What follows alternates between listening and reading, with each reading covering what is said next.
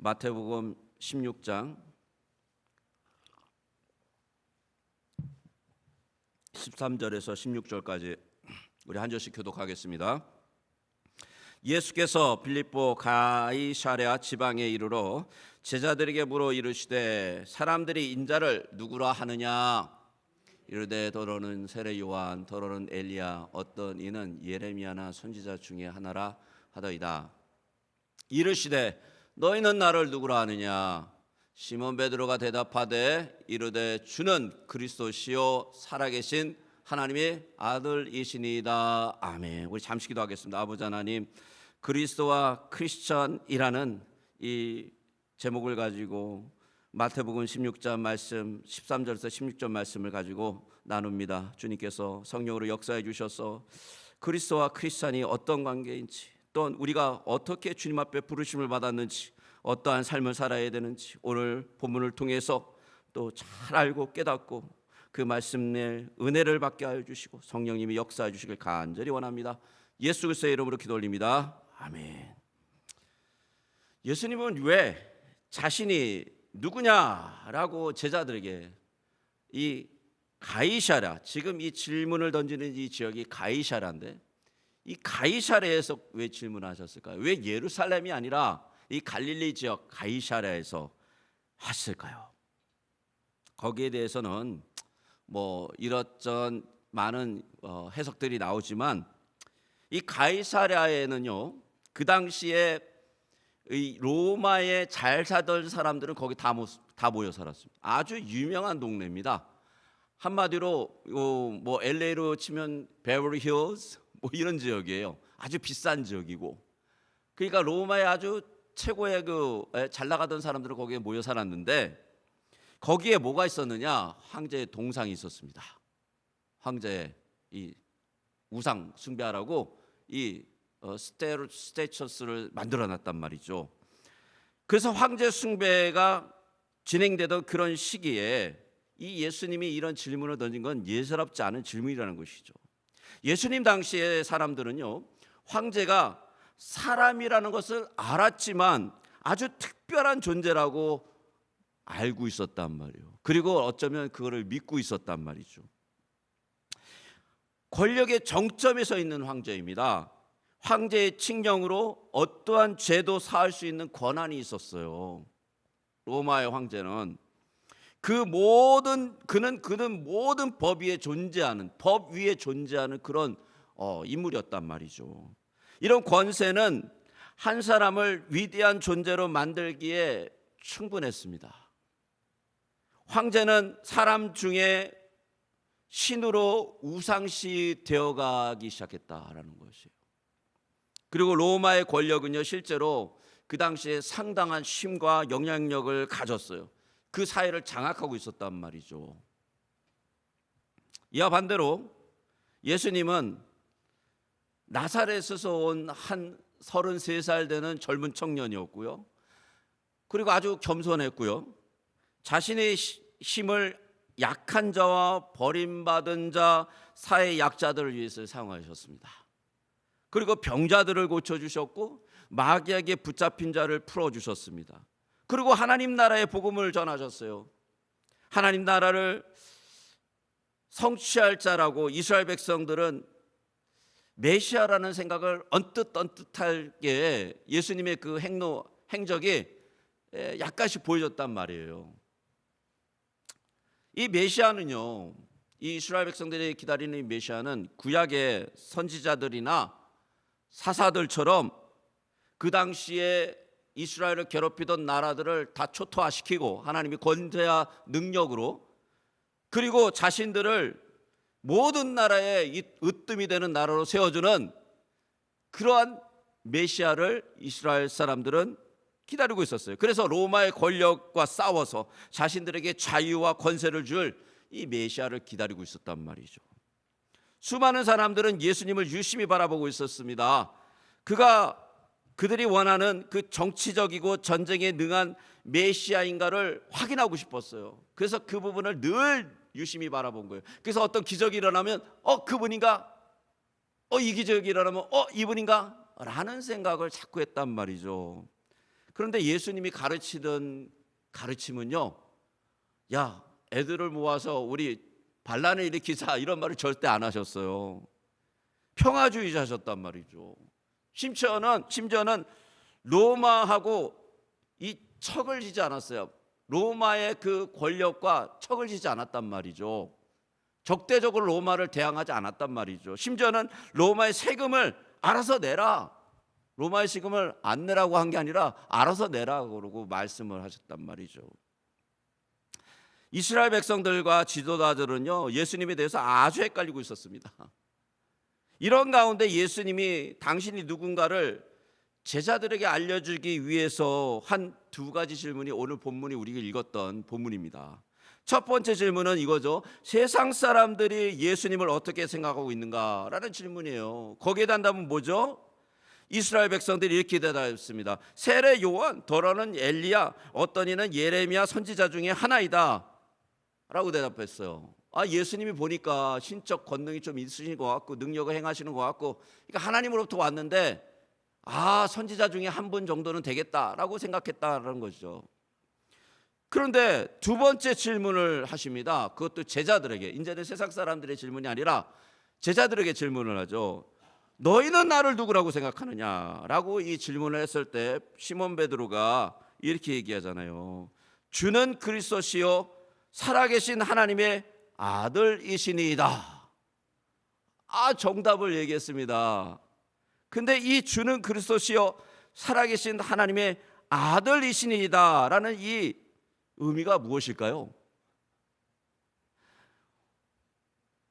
하이델베르 캐티키즘 질문과 답에 이게 정확하게 나와 있습니다. 질문이 이렇죠. 왜 예수님을 기름 부음 받은 자라는 뜻을 가진 그리스도라고 부릅니까? 그 답이 뭐죠? 우리 한번 같이 읽어볼까요? 시작. 그 이유는 예수님을 성부 하나님께서 세우시고 성령께서 기름을 부으심으로 우리의 가장 큰 선지자와 교사가 되셔서 우리의 구속에 대한 하나님의 오묘한 경륜과 뜻을 우리에게 완전하게 계시해 주시며 우리의 유일한 대제사장이 되셔서 자기 몸을 단번으로 제물로 드려 우리를 구원하시고 지속적으로 우리를 위하여 성부 하나님께 간구하시며 또한 우리의 영원하신 왕이 되셔서 말씀과 성령으로 우리를 다스리시며 그의 구속으로 말미암아 우리에게 주신 자유 안에서 우리를 지키고 보호하시기 때문이다. 기가 막힌 답입니다. 이거 그리스도라는 그 의미를 정확하게 담아내고 있어요. 정확하게 그리스도가 누구인지. 이 하이델베르 캐티키즘을 보면요, 일단 그리스도가 되기 위해서는 성부 하나님, 성령 하나님이 기름을 부으셔야 돼요. 자, 이것에 대해서 우리가 조금 더 나가기 전에, 그러면 그리스도는 그런 분이에요. 하나님께서 세우시고 성령의 기름을 부으셔서 하나님이 일을 하게 하신 분이에요. 그렇다면 그럼 왜 우리는 그리스도인이라고 불러졌냐? 그럼 당신은 왜 그리스도인이라고 불립니까? 라는 이 답을 좀 우리가 알고 그리스도와 그리스도인이 어떤 관계에 있는지 좀 알고 가야 된단 말이죠. 그래야 오늘 본문이 쫙 풀려요. 자, 그러면 제가 질문을 읽습니다. 그러면 당신은 왜 그리스도인이라고 불립니까? 답을 한번 읽어볼까요? 같이 읽겠습니다. 시작. 믿음으로 나는 그리스도와 한 지체가 되어 그의 기름 부음에 동참하였기 때문입니다. 내가 기름 부음을 받음으로써 구주의 이름을 고백하고 나 자신을 그에게 감사의 산제사로 드려서 현재 삶에서 자유로운 양심을 가지고 죄와 마귀에 대항하여 그리스도인의 삶을 살며 장차 그리스도와 함께 영원히 만물을 다스리게 됩니다. 뭐라고요? 나도 기름 부음을 받았대요. 그리스도처럼. 그리고 그렇게 기름 부음을 받은 이유가 뭐냐면 산제사를 드리기 위해서. 그리스도가 산제사를 드렸잖아요. 그렇게 하고 또 자유스러운 양심을 가지고 죄와 마귀, 그리스도가 오셔서 한 게 뭐예요? 마귀를 그냥 쫓아낸 거 아니에요. 죄와 싸우신 거 아니에요. 근데 우리도 그렇게 부르심을 받았다라는 것이죠. 그리고 결국에는 어떻게 됩니까? 장차 그리스도와 영원히 만물을 다스릴 그런 놀라운 영광을 같이 누릴 자라. 이 얼마나 굉장한 것입니까? 그리스도와 우리가요 너무 시뮬러합니다. 부르심도 그렇고 하는 일도 그렇고. 자, 이런 큰 뼈대를 가지고 오늘 본문을 조금 더 깊이 한번 같이 생각해 보겠습니다. 사람들에게는 이름보다 직함으로 그 신분을 정의할 때가 많습니다. 예를 들면 회장, 장관, 대통령 등이죠. 이런 것입니다. 조지 워싱턴 더 프레지던트라고 부른다라는 거죠. 조지 워싱턴은 이름이에요. 그분의. 그죠? 예, first name, last name. 그런데 last에 뭐가 붙어요? 더 프레지던트. 공식적인 직함이 딱 붙습니다. 그런데 예수님의 이 두 이름도 다 주님이 하시는 일에 대한 이름인데 영어식으로는 이러죠. 우리가 잘 알듯이 Jesus Christ라고 그러잖아요. 근데 Jesus라는 이 단어는요, 우리가 저번에 나눴듯이 하나님은 나의 구원이시다라는 게 first name이에요. 예수님의. 근데 두 번째, 이 Christ라는 이 단어는 기름 부음 받은 자라는 뜻이에요. 이게 last name이잖아요, 주님의. 근데 이 예수라는 이 이름은 인간의 몸을 입고 이 땅에 오신 그 개인의 이름이고, 물론 그 이름 안에 하나님은 나의 구원자라는 이름이 들어가 있지만, 두 번째 이 그리스도라는 이 이름은 다시 얘기해서 직분, 직함의 신분에 맞는 이름이라는 거죠. 구속의 일을 담당하는 공식적인 직함이에요. 예수님이 어떠한 일을 하셨는지는 이 그리스도라는 이름에 다 들어가 있단 말이죠. 이 그리스도라는 단어는요 헬라어이고요.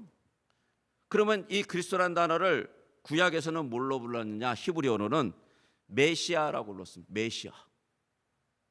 그래서 유대인들로서 기독교로 개종한 그리스도인들을 자신들을 얘기할 때 뭐라고 부르냐면 주이시 크리스찬이라고 부르지 않아요. 이분들은 자신들을 부를 때 뭐라고 부르냐면 메시아닉 크리스찬이라고 부릅니다. 메시아닉 크리스찬. 예. 초대교회 당시에 기독교인들은 대부분의 사람들이 유대인이었습니다. 물론 이방에서 온 그런 2세 3세 유대인들도 있었지만, 그리고 또 이방 사람도 이제 좀 밀기 시작했지만 대부분의 사람들 다 유대인이었단 말이죠. 하지만 유대인만의 메시아로 오셨고 또 메시아로 있었던 분은 아니에요. 사실 이 메시아라는 단어는요, 아기 예수로 태어났을 때 동방 박사가 유대인이 아니었지만 메시아로 오심을 알고 어떻게 하죠? 그 메시아를 찾아서 와서 경배를 합니다. 근데 그 사람들 유대인들이 아니에요. 자, 두 번째로 유대인들이 배척을 받고 비난을 받았던 사마리아 사람들 가운데서도 메시아가 올 것을 알고 기다렸던 사람들이 있었어요. 요한복음 4장 25절 같이 한번 읽어볼까요? 같이 읽겠습니다. 시작. 여자가 이르되 메시아 곧 그리스도라 하는 이가 오실 줄을 내가 아노니 그가 오시면 모든 것을 우리에게 알려주시리이다. 이렇게 고백한 사람은 바로 사마리아 여인이었죠. 이 사마리아 여인의 이야기를 잘 알잖아요.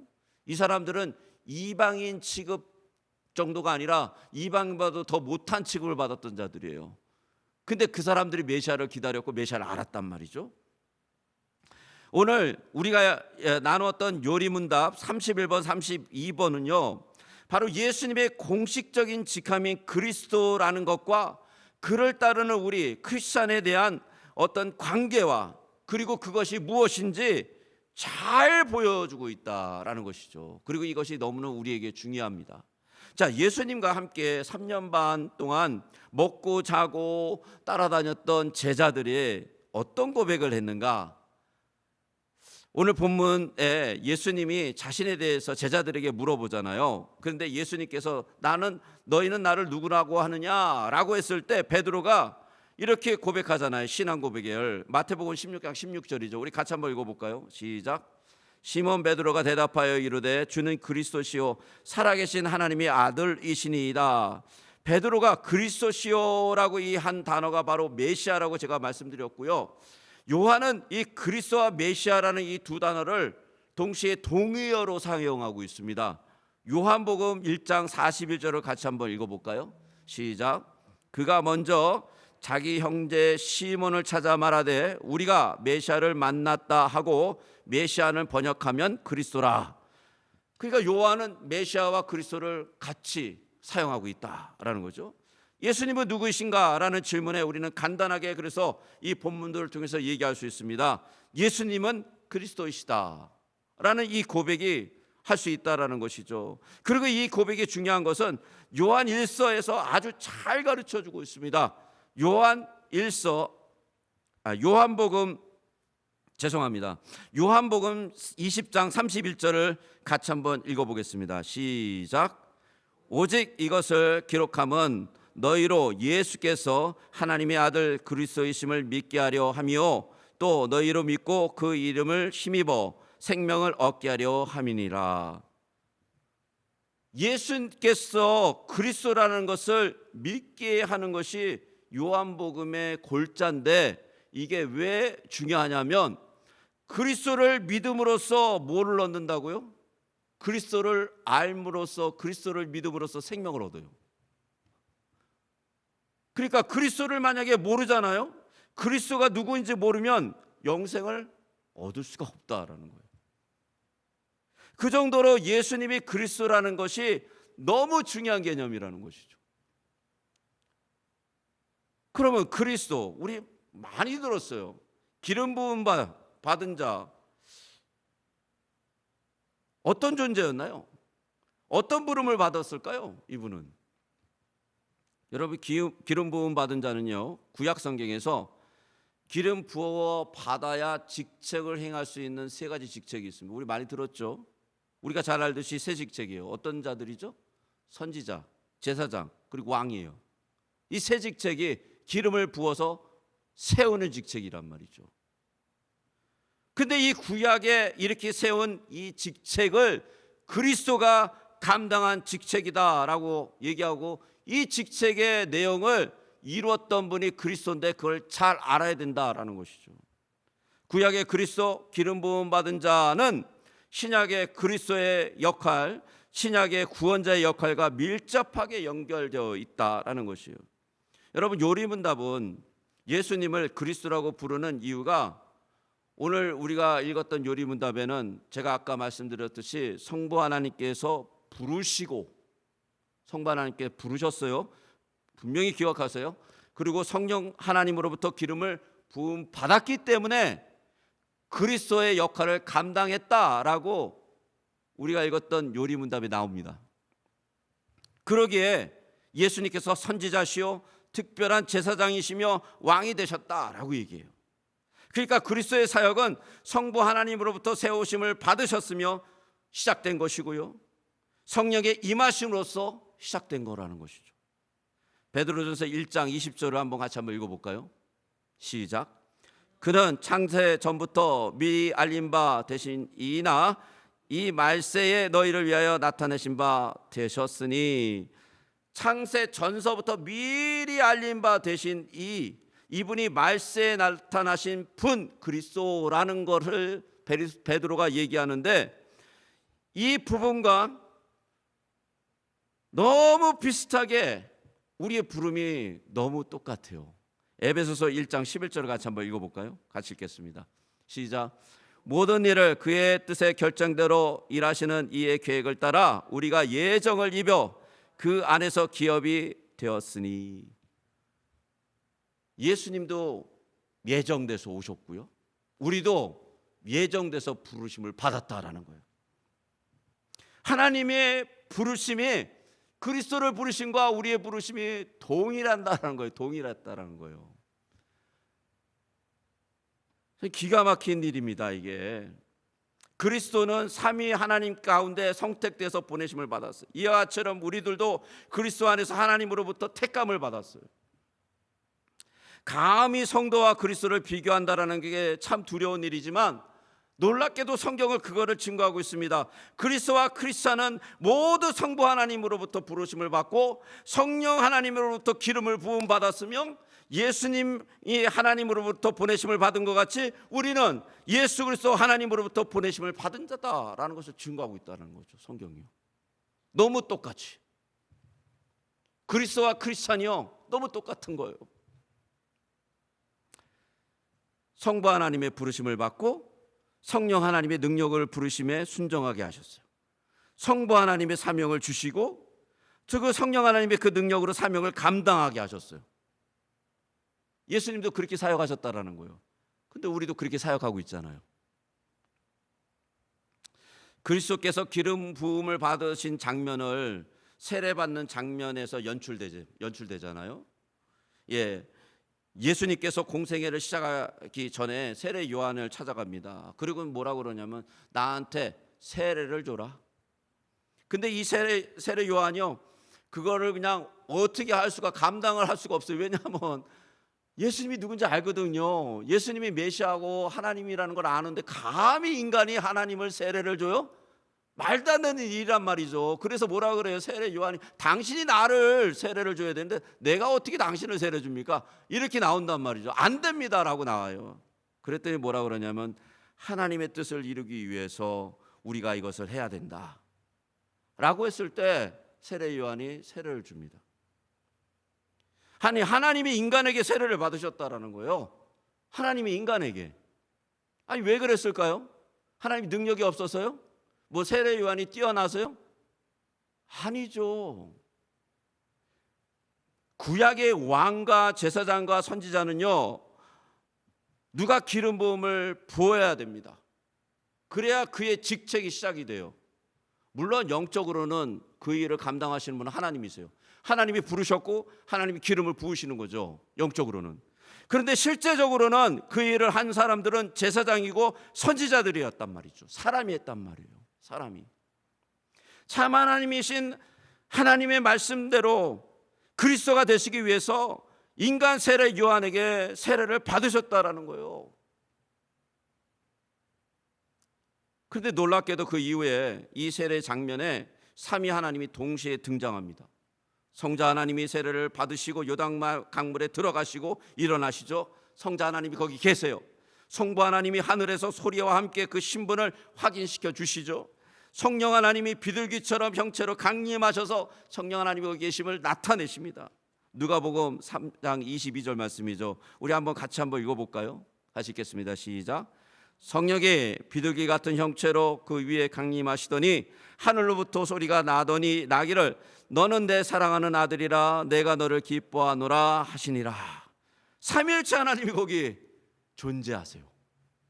삼위일체 하나님이 그 예수님의 그리스도의 사역을 시작하는 그 자리에 삼위일체 하나님이 함께 하셨다라는 거예요. 성령의 강림으로 예수님이 메시아의 부르심을 받는 그 사역 공생애가 시작되었는데, 거기에 우리가 한 가지 분명히 알아야 될 것은 크리스찬이 되었다라는 것도 바로 이런 의미라는 것이죠. 여러분, 크리스찬이 되었다라는 건요, 어떤 분이 이렇게 알아요. 그냥 믿고 구원받았다. 하늘에 나의 어떠한 맨션이 있다. 어떤 분은 그렇게까지 얘기하더라고요. 나는 가면 아주 큰 대궐 같은 집에 살 거야.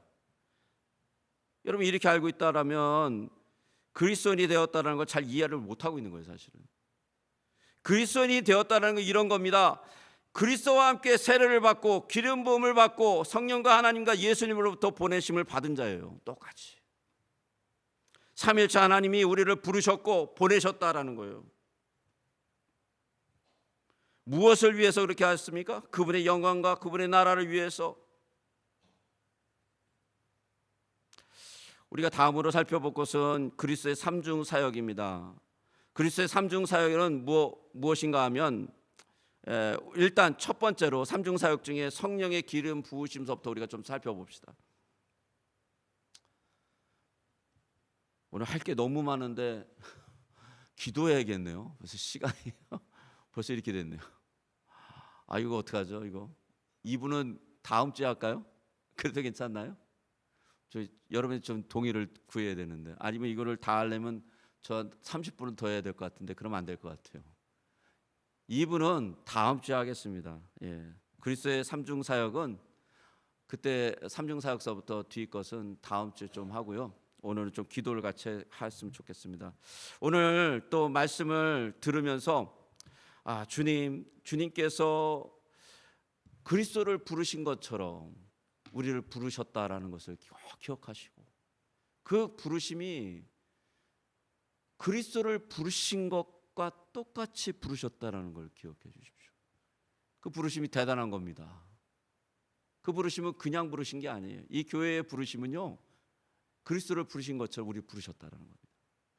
자, 우리가 찬양 한 곡 하고요. 또 같이 기도했으면 좋겠습니다. 찬양, 믿는 사람들은 주의 군사니, 우리 찬양하겠습니다.